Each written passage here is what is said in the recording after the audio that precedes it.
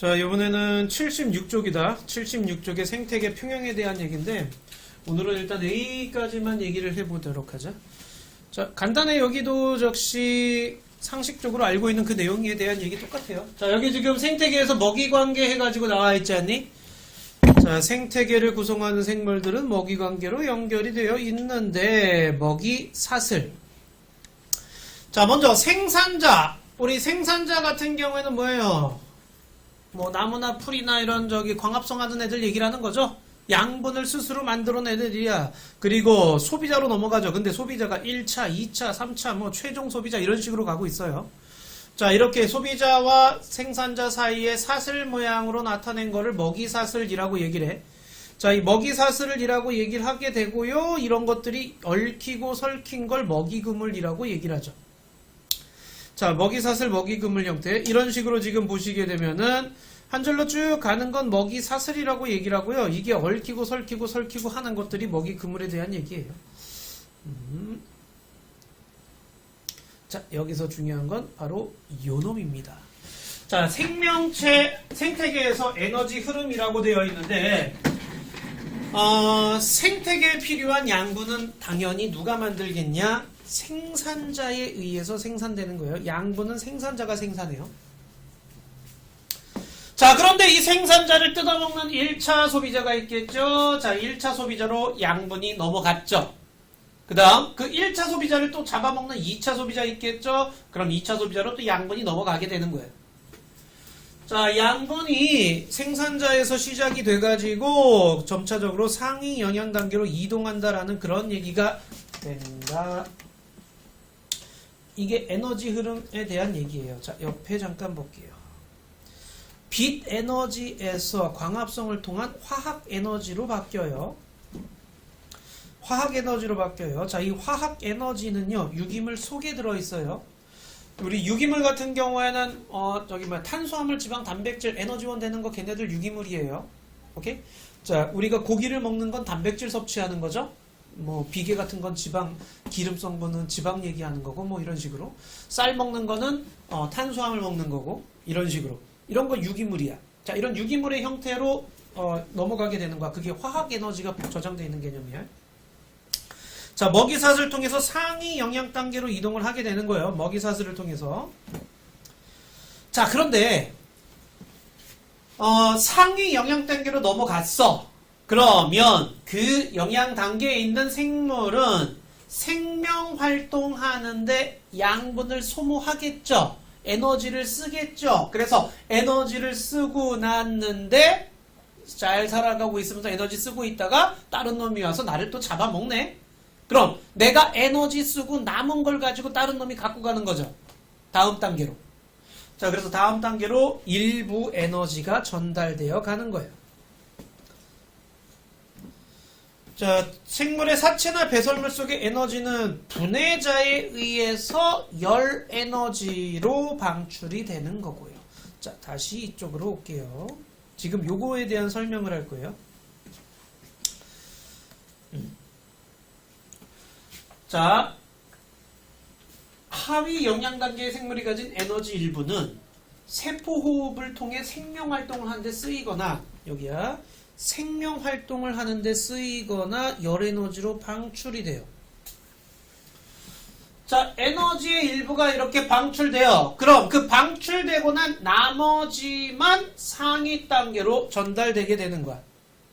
일부 에너지만 상위 단계로 전달. 이게 의미하는 건 무엇이냐? 상위 단계로 갈수록 에너지 양이 크게 줄어든다라는 얘기야. 상위 단계로 갈수록 에너지 양이 줄어듭니다. 이해됐니? 무슨 말이지? 자, 그러니까 내가 풀이야. 내가 100개를 만들었어, 양분을.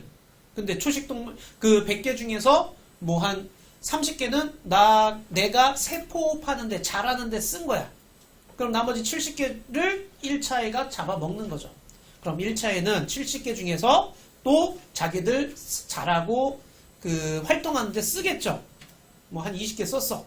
그럼 50개를 또 다음 놈이 잡아먹게 되는 이런 식이야. 다음으로 가면 갈수록 에너지 양은 점점 줄어든다라는 게 바로 그런 개념이에요. 자, 그 다음 요거 생태계에서 물질 순환과 에너지 흐름. 물질 순환하고 에너지 흐름에 대한 얘기인데,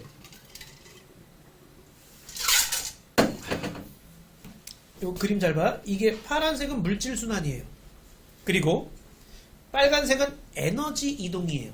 그런데 지구상에서 생명 활동하는데 필요한 에너지는 누가 주고 있느냐? 당연히 태양 에너지죠. 태양 에너지가 와야지만이 그 빛 에너지를 통해 가지고선 광합성을 할 수 있게 되는 거야. 생태계를 구성하는 생물 요소와 비생물 요소 사이에 물질과 에너지가 이동을 해요. 물질은 생물과 비생물 환경 사이에 순환하지만, 순환한다. 돌고 돈다는 얘기야. 물질은 돌고 돌아. 근데 에너지는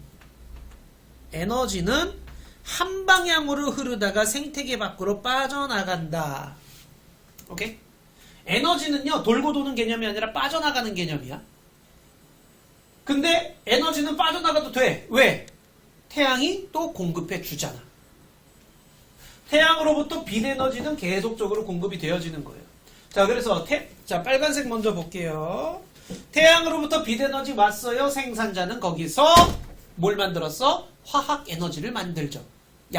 포도당과 같은 양분을 만든 거예요. 자, 화학 에너지를 만들었는데 그 에너지들 중에서 사용해가지고 열에너지로, 세포호흡을 통한 열에너지로 날려보내고 나머지 1차가 잡아먹었어. 그럼 1차도 역시 세포호흡을 통해서 날려보내고 나머지 2차로 넘어가, 3차로 넘어가, 이런 식이야. 근데 1차건 생산자건 소비자건 전부 다 뭐해? 죽어버리죠. 죽어버리면 분해자가 그걸 막 분해시켜서 열로 내보낸다라는 그런 개념이에요. 그런데 물질은 보세요. 파란색 물질 이동 보세요.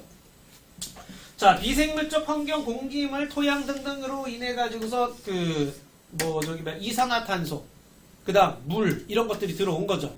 그걸 이용해서 태양빛 에너지를 받아가지고서 포도당과 산소를 만들죠. 그게 화학 에너지 만든 거야. 자, 물질은 이제 포도당과 산소가 된 거죠. 그걸 이용해가지고선 양분도 만들고 하면은 넘어가.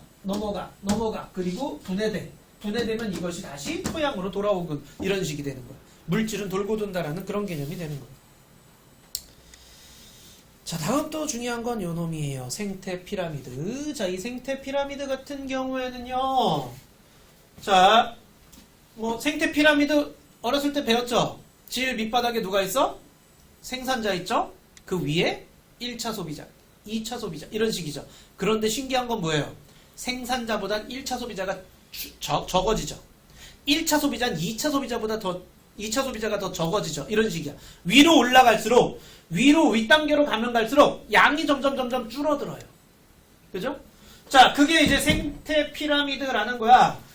자, 생태계에서 하위 영양 단계부터 상위 영양 단계까지 각 영양 단계의 에너지양, 개체수, 생체량을 쌓아 올린 것이라고 되어 있는데, 자, 에너지 피라미드, 개체수 피라미드, 생체량 피라미드. 자, 이게 에너지 피라미드 같은 경우에도 역시 생산자가 제일 크고요. 3차 소비자가 제일 적고요. 그 다음에 개체수로 따져도 역시 생산자가 제일 많고요. 그 다음 3차가 제일 적고요. 그 다음에 생체량 피라미드 몇 그램이냐? 여기 지금 그램 퍼 제곱미터죠. 그죠? 제곱미터당 몇 그램이니 따지는 거야. 그램 따지는 거야. 양. 자, 이것도 역시 3차로 갈수록 점점 줄어듭니다. 라는 얘기죠. 여기까지 이해됐죠? 어려운 건 없지, 그지? 오케이. 그러면은 여기서는 문제 먼저 할게요.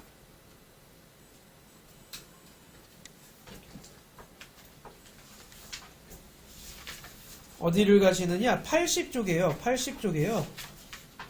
7번까지 좀 먼저 해볼게요. 80쪽에 1번부터 7번까지 먼저 좀 할게요. 80쪽에 1번부터 7번까지.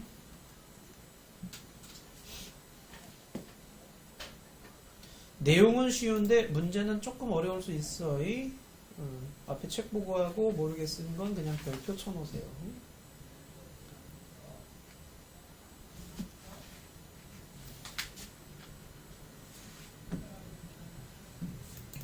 자, 우리 7번까지만 채점하자. 자, 1번 해보자. 자, 1번에는요, 답부터 얘기하면 3번이죠. 여기서 참새 사라진다고 매가 사라질 일은 없죠. 왜냐면 다른 먹이들이 있잖아요. 그죠? 그래서 디귿은 틀린 거예요. 자, 2번은요, 3번이에요.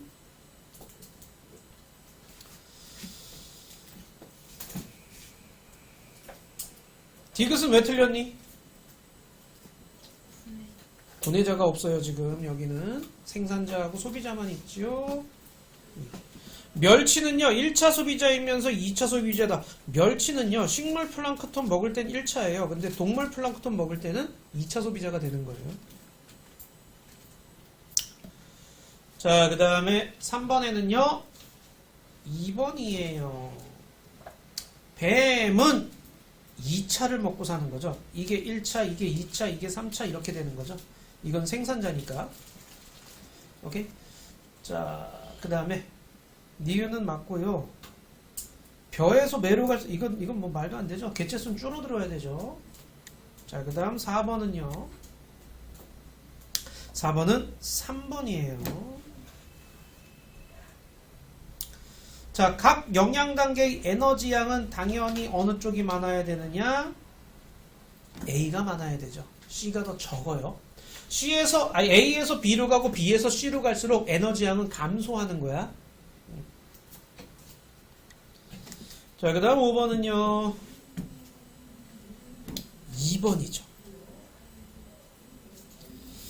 자, 5번에 B 어딨니? B, 이게 지금 D가 생산자고요. 1차, 2차, 3차 이렇게 생각하셔야 돼요. 오케이?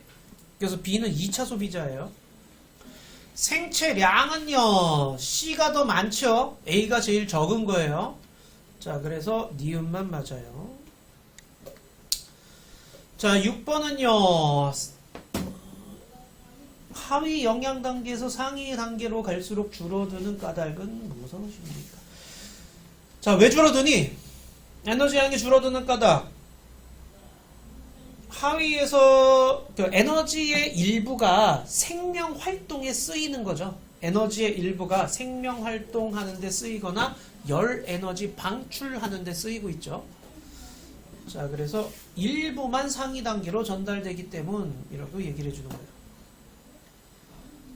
다시 에너지의 일부는 생명 활동에 쓰이고 열 에너지로 방출돼요. 생명 활동에 쓰이고 열 에너지로 방출되고 나머지 일부만 상위 단계로 전달되는 거예요.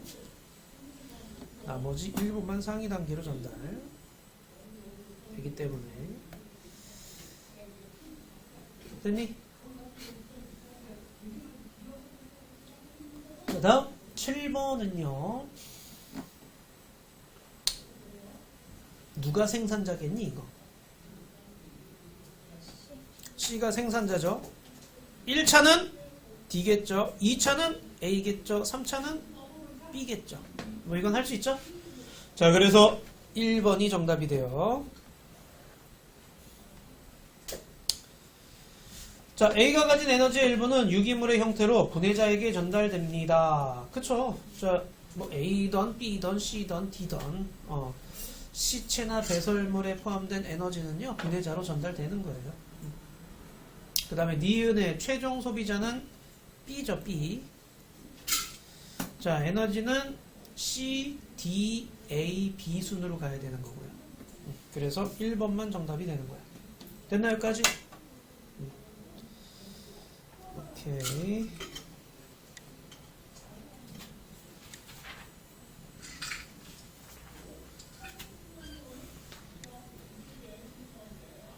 오케이. 자, 이번에는 생태계 평형이다. 자, 이 생태계 평형 같은 경우에는요, 먹이 관계와 개체군의 개체수 변동이라고 되어 있는데, 이게 군집을 구성하는 개체군 사이 먹이 관계는 각 개체군의 개체수에 영향을 미칩니다. 라고 했는데, 자, 여기 보시게 되면 눈신 토끼 있고 스라손이 있잖아요. 그죠? 자, 포식자인 눈신 스라소니와 피식자인 눈신토끼의 개체 변동은 자 10년을 주기로 반복된다라고 되어 있는데 눈신토끼 개체수가 증가해. 그러면 스라소니 개체수 증가해. 자 그러다가 스라소니가 증가를 하게 되면 당연히 눈신토끼 토끼 개체수가 줄어들겠죠. 자 얘네들이 계속 먹히니까 줄어들고 그럼 먹이가 부족해져. 그럼 스라소니도 역시 감소하고 그럼 얘네들 감소했으니까 토끼는 또다시 개체수 증가하고 이게 반복되어진다라는 그런 얘기야. 자 이런 식으로 개체수의 변동이 나타나게 된다라는 그런 얘기를 해주는 거고요. 자 그 다음 자 이 생태계 같은 경우에는요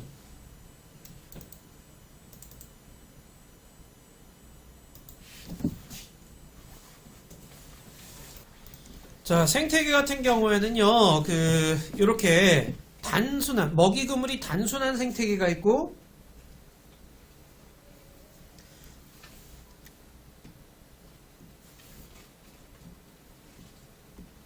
자 먹이 그물이 단순한 생태계가 있고 먹이 그물이 복잡한 생태계가 있죠. 자 여기 이때 관계가 복잡할수록 생태계 평형이 잘 유지됩니다. 체크 한 번만 해주시고요. 자 결국에는요 개체수, 물질량, 에너지 흐름이 균형을 이루는 거 여기 균형을 이루면서 안정한 상태. 자, 이 균형을 이루면서 안정한 상태를 유지하는 게 그 생태계 평형이 잘 유지된다라는 그런 개념이에요. 근데 그게 먹이 그물이 복잡할수록 대체 먹이가 있기 때문에 그래서 생태계 평형에 유리하다, 잘 깨지지 않는다라고 얘기를 하게 되는 거야. 자, 생태계 평형이 유지되는 조건 한 번만 읽어봐 주시면은요. 자, 첫 번째가 급격한 환경 변화가 일어나지 않아야 돼요. 자, 이 급격한 환경 변화 같은 경우에는요, 뭐 지진운이라든가 화산 활동이라든가 산불이라든가 이런 거. 산불 일어나면 거기 개체가 아예 그냥 싹 다 죽어버리는 거 아니야? 자, 그럼 생태계가 완전히 파괴돼 버리는 그런 형태가 되는 거예요. 자, 그리고 그물이 복잡해야 돼. 먹이 그물이 복잡해야지만이 한 종의 이상이 생기더라도 다른 종이 영향을 크게 받지 않고 살 수 있다라는 그런 개념이에요. 자, 그래서 생태계를 구성하는 생물종이 다양할수록, 자, 생물종 다양할수록 먹이 그물이 복잡하고, 그죠? 종이 다양할수록 그물이 복잡해져요. 자, 그러면은 이게 복잡할수록 생태계 평형이 잘 유지된다라는 얘기예요. 즉, 종 다양성이 높다. 그러니까 다양한 종을 갖고 있어야지만이 생태계 평형에 유리하다라고 얘기를 하는 거예요.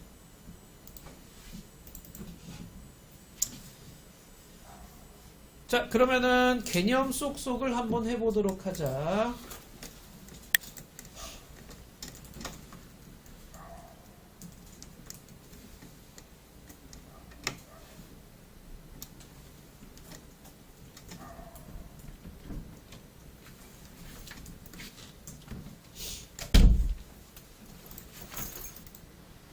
자, 보자. 개념 쏙쏙 1번 해보도록 하자. 다 했죠?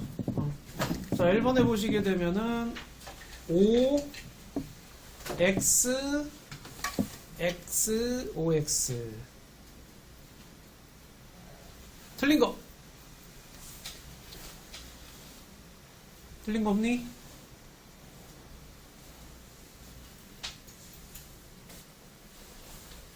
오케이, 그 다음 2번에는요 에너지양, 개체수, 그 다음 생체량이죠.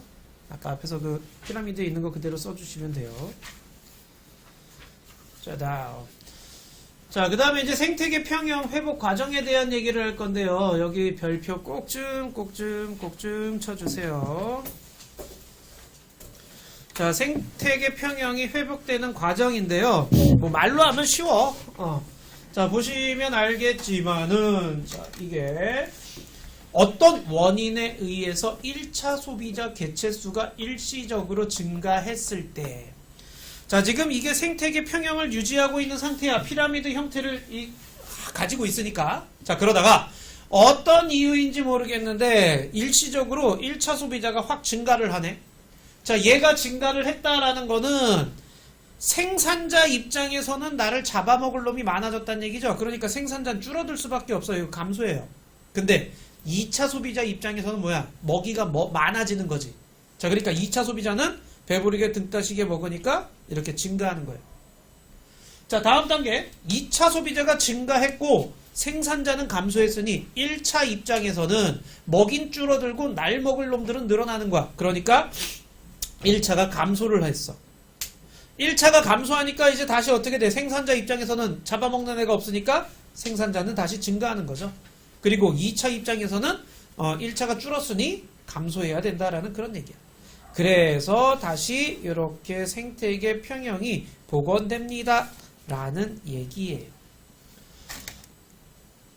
어렵진 않죠, 그죠? 자, 그런데 주의할 점이 있어요. 주의할 점이 있어.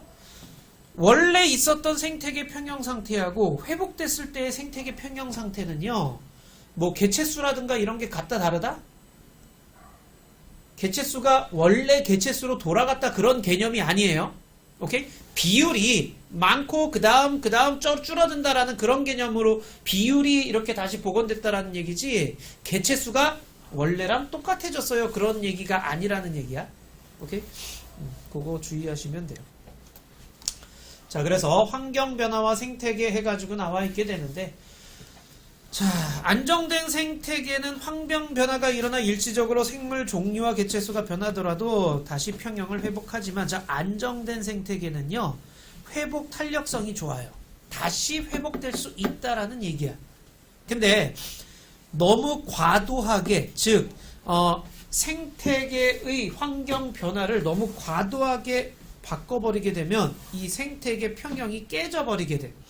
그 깨지는 요인들로서 체크, 자연재해가 있는데, 자, 자연재해, 태풍, 홍수, 가뭄, 산불, 지진, 뭐 산사태, 뭐 등등등등.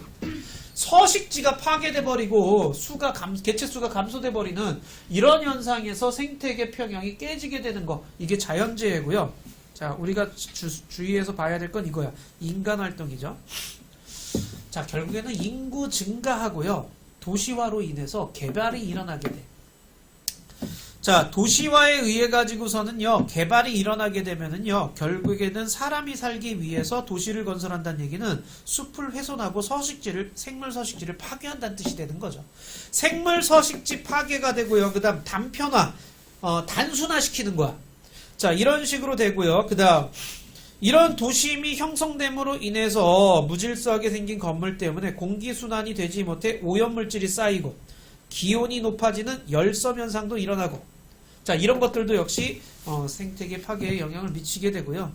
자, 무분별한 벌목이라고 했는데, 결국에는 이 벌목이 숲이 없어지게 되면 숲을 구성하는 토양이 침식돼요. 토양이 사라져. 자, 그 다음에 숲에 서식하는 생물들도 사라지는 거죠. 훼손돼서 서식하는 애들이 사라지게 되는 거야. 자, 결국에는 이런 식으로 토양들이 점점 죽어간다라는 그런 개념이 되는 거고, 경작지 개발. 자, 인구 증가 때문에 식량 대량 생산은 필요해. 그래가지고 경작지를 개발을 해. 그러다 보면 어떻게 돼? 숲이 까여나가는 거죠. 자, 숲이 까여나가게 되면 생태계가 파손되는 개념이고요. 자, 그래서 없어지고. 자, 그 다음 수질오염. 자, 인간 활동이 많아지게 되면서 생활하수나 축산폐수나 이런 것들, 이러는 거 안에는요, 유기물이 많아. 유기물이 많게 되면은요, 플랑크톤이 급격하게 증가를 해. 그러면은 얘네들이 산소를 막 써버리니까 용존 산소량이 감소를 하게 돼요. 자, 그러면은 물고기 입장에서는 산소량 적어지니까 폐사해버리게 된다라는 그런 얘기야. 그리고 공장 폐수나 이런 것들 역시 생존에 영향을 미치고, 다음 또 대기오염이죠. 자, 우리가 화석연료 과도하게 사용하죠. 자, 그렇게 되면서 이산화탄소 농도 증가하죠. 지구온난화 심화되죠. 그 결과가 지금 우리 기상기후라든가 이런 것들이 나타나고 있는 거죠. 그 다음에 생물들의 서식지 파괴라든가, 서식지 병영이라든가 이런 것들이 일어나게 되는 거예요. 자, 옆에도 한번. 자, 화산 폭발의 환경변화 사례가 한번 있었죠. 뭐 여러 번 있지만은요, 근래에 있었던 거, 저기 200년 동안 화산 활동하면서 용암 분출해요. 자, 그러면서 수많은 동식물이 사라지게 됐다라는 그런 얘기들. 자, 그리고 뭐 이것도 한번 오염에 따라서 환경변화 사례 한번 읽어봐 주시면 되고요. 자, 열섬 현상이라는 거는요, 도심 기온이 높게 나타난다라는 얘기야. 열섬. 자, 이러니까 열이 밀집되어 있는 개념이죠. 우리 자동차라든가 그 다음에 공장이라든가 주택이라든가 전부 다 난방하고, 자, 화석연료 쓰고 그러잖아요. 걔네들이 다 계속 열을 내뿜고 있는 거야. 자, 그렇기 때문에 주변보다 다른 지역보다 이렇게 기온이 높은 현상이 나타나게 돼요. 열이 도심에 집중적으로 모이는 현상이 나타나게 되는 거죠. 자, 이 예시 잘 봐. 자, 인간 활동에 의한 생태계 평형이 깨진 예시로 맨날 나오는 얘기인데요. 자, 1905년 카이바브 고원에서 사슴을 보호하려고 늑대 사냥을 허가했어. 늑대 사냥을 허가했어. 자, 그래서 늑대 사냥을 허가를 했더니만 사슴, 늑대 개체수, 초원 생산량 변화가 나타나는데 보세요. 1905년에 늑대 사냥을 허가를 했어. 자, 그랬더니 늑대의 개체수가 확 줄어드는 거 보이죠? 자, 개체수가 확 줄어드니까 사슴 개체수는 어떻게 되겠어? 증가하겠죠. 근데 사슴 개체수가 증가하니까 누가 줄어들게 되느냐? 사슴이 뜯어먹고 있는 초원의 건초 생산량이 이렇게 줄어들고 있는 거예요. 얘가 줄었어. 먹이가 줄은 거지. 먹이가 줄으니까 사슴도 어떻게 돼? 먹을 게 없잖아. 같이 줄어버리는 거야. 결국에는 인간이 개입을 함으로 인해 가지고서는요, 사슴 보호하려고 개입했더니만 사슴 개체수가 오히려 줄어드는 현상이 나타났다라는 그런 얘기가 되는 거예요. 자, 그래서 이런 식으로 개입이, 간섭이 생태계 평형을 파괴한다라는 그런 얘기야. 자, 그럼 우리가 어떻게 노력을 해야 되느냐? 이것도 그냥 한번 쫙 읽어보시면 뭐 당연한 얘기들인데, 천연기념물 지정해야 된다라는 거, 국립공원이라든가 보호구역을 지정해야 된다라는 거, 자연환경을 보존해야 된다라는 거, 자, 하천 복원해야 된다라는 거, 자, 그 다음에 열섬현상 완화를 위해서는요, 옥상정원이라든가 이런 숲을 가꾸는, 도심의 숲을 가꾸는, 나무를 심는 그런 일을 해줘야 된다라는 거, 자, 그리고 환경 파괴할 수 있는 사업을 시작하기 전에는 환경 영향 평가라는 걸 받게 돼. 요즘은 이런 걸 많이 받고 있어요. 그래서 생태계에 어떤 영향을 미칠까 이런 것들 따져주고요. 자, 국제사회에서 이제 국제 협약 같은 거 맺고 있어요. 그래서 다양한 국제 협약들이 존재를 하게 되고요. 뭐 람사르 협약이니 생물 다양성 협약이니 등등등이 있고. 오케이. 자, 그러면은 79쪽이죠? 79쪽 문제 한번 해보도록 할게요.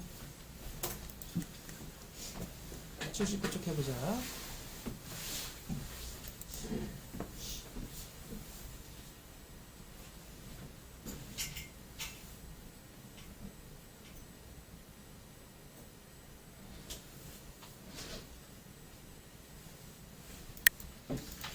자, 3번에 보시게 되면은, 자, 어떤 방식이냐. 기억 다음에 디귿으로 가야 되죠. 그 다음에 니은 가야 되는 거고요. 기억, 디귿, 니은이죠. 자, 4번에는요. O, X, X죠. 틀린 거. O, X, X 나왔어? 자, 그 다음에 5번에는 기역, 디귿, 리을, 비읍이죠. 기역, 디귿, 리을, 비읍. 여기서 질문 없니? 오케이. 자, 그럼 넘어가서 우리가 7번까지 문제 했지, 그치? 8번부터 해주시면 돼. 8번부터 83쪽까지 1등급 도전까지 다 해보자.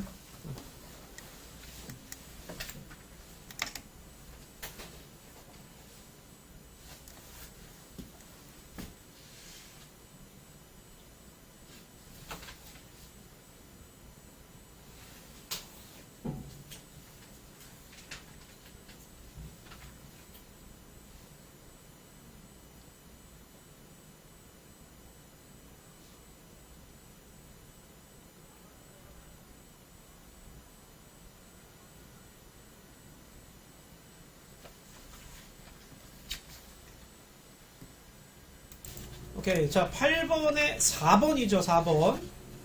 선생님. 틀린 사람. 자, 8번에 A는 스라소니의 개체수 변동입니다. 그랬는데요. A 같은 경우에는 지금 빨간색보다 많아질 때가 많죠. 그러니까 그 A 같은 경우에는 눈신 토끼에 해당된다라는 그런 얘기야. 피식자리. 자, 9번에 나죠, 나. 자, 이건 또 쉽죠? 먹이 그물이 복잡할수록 한 종이 없어졌을 때 대체할 수 있는 생물이 종이 있는 거죠. 자, 그래서 생태계평이 잘 유지되는 거예요.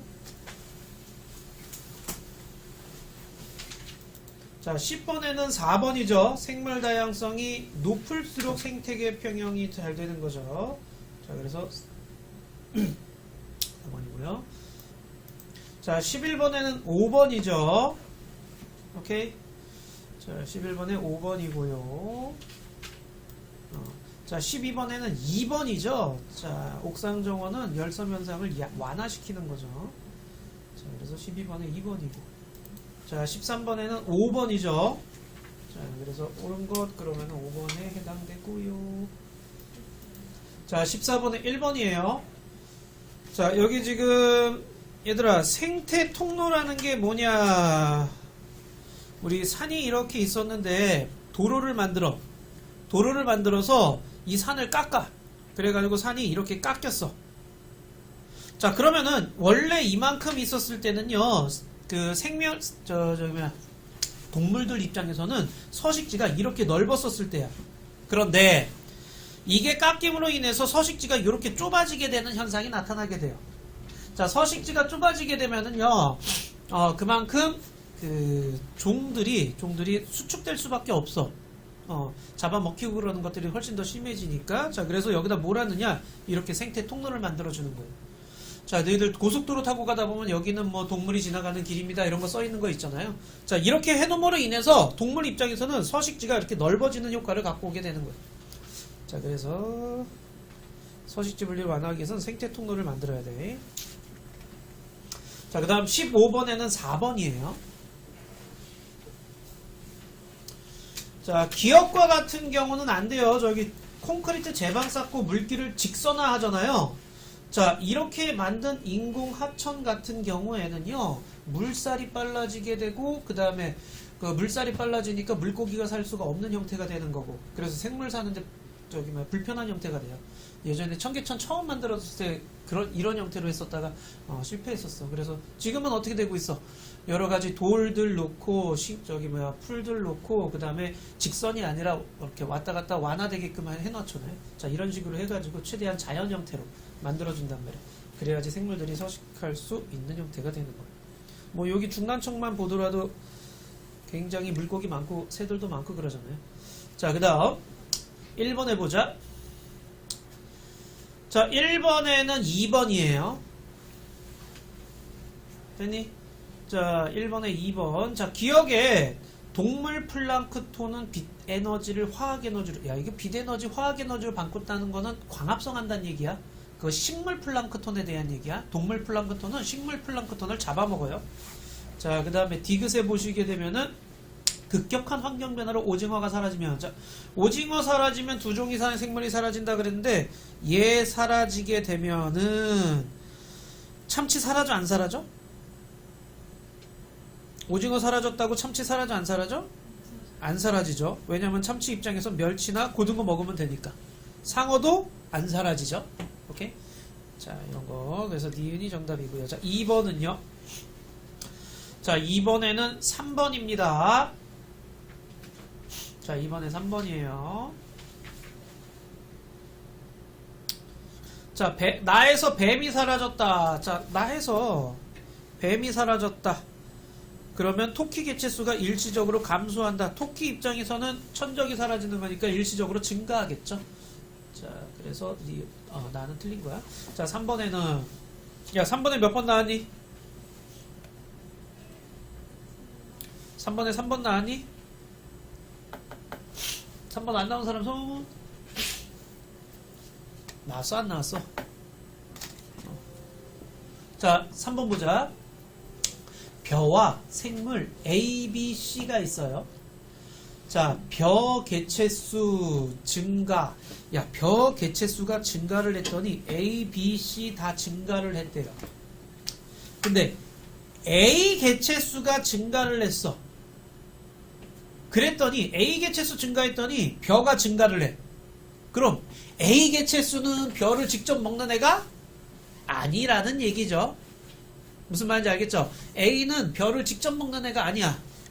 만약에 A가 증가했어. 근데 그렇다면 벼를 직접 먹는 애였으면은 벼가 줄어야 되잖아요. 자, 그러면은 감소하는 경우가 언제? 비개체수 증가했을 때 벼가 감소하고 있죠? 그럼 비개체수가 뭐란 얘기야? 1차 소비자라는 얘기죠. 여기까지 유추할 수 있겠니? 비개체수가 1차 소비자라는 얘기야. 자, 다음 A가 증가했더니 B가 감소를 하고 있어. 그럼 B가 감소하니까 A는 몇 차 소비자라는 얘기야? B를 잡아먹는 A가 B를 잡아먹는 2차 소비자라는 얘기죠. 2차가 증가하니까 1차가 감소하는 거죠. 자, 그 다음에 C는 계속 증가하고 있네. A가 증가하던 B가 증가하던 C 입장에선 다 신나는 일이래. 자, 왜 그래? C가 3차 소비자이기 때문에 그렇죠. 오케이? 왜냐면 3차 소비자 입장에서는요, 2차 소비자가 증가를 하게 되면 신나는 입장이죠. 그죠? 자, 그래서 이렇게 되고요. 자, 그 다음 C의 개체수가 증가를 했대요. 자, C의 개체수가 증가를 하게 되면은요, B가 2차가 어떻게 되겠니? C가 증가를 했어. 그럼 3차가 많아지면 2차는 감소하는 거죠. 오케이? 2차가 감소하니까 1차 입장에서는 내 위에는 2차가 줄었잖아. 그럼 1차는 어떻게 되겠어? 증가하는 거죠. 근데 1차가 증가하니까 어떻게 돼? 생산자는 1차는 생산자 먹고 있잖아. 벼들은 줄어드는 거죠. 그래서 이거 감소가 되는 거예요. 알겠니? 그런 역학관계를 잘 보셔야 됩니다. 됐어요. 여기까지. 질문 없니? 조금 복잡하죠, 그죠? 2번에 2번의 기억이요? 자, 2번의 기억 같은 경우에는 가에서 옥수수가 중금속에 오염되었을 때 체내에 축적되는 중금속의 양은 매가 G보다 많다라고 했는데요. 왜 체내에 축적되는 거는 매가 더 많을까요? 왜 매가 더 많을까요? 옥수수가 이만큼 있어요. 각각의 중금속이 있겠죠? G가 이만큼 되고요. 매는 이만큼 돼요. 그러면 이만큼의 중금속을 얘가 갖게 되고, 그 다음 매 입장에서는 이만큼의 중금속을 갖게 되고, 이런 식이야. 위로 올라갈수록 중금속 같은 경우에는요, 상위 단계로 갈수록 축적되는 개념이야. 그렇기 때문에 상위 단계로 갈수록 축적되기 때문에 양이 계속 증가를 하는 거야. 상위 단계로 갈수록 개체수는 줄어들잖아. 그러니까 얘네들이 갖고 있는 중금속을 다 갖고 온다라고 생각하시면 돼요. 여기 지금 뭐라 그래서 중금속은 생물체 내에 들어오면 분해되거나 배출되지 않는다는 얘기죠. 갖고 있다는 얘기야. 그러니까 쥐가 10마리가 갖고 있을 중금속을 매가 그 10마리 다 먹으면 매 입장에선 10배를, 쥐보다 10배를 갖고 있게 된다라는 그런 개념이 되는 거예요. 그래서 중금속 같은 경우에 우리 미세 플라스틱도 그렇고요. 중금속도 그렇고요. 결국엔 최종 소비자인 누가? 우리가. 사람이 가장 많이 갖고 있게 되는 현상이 되는 거야.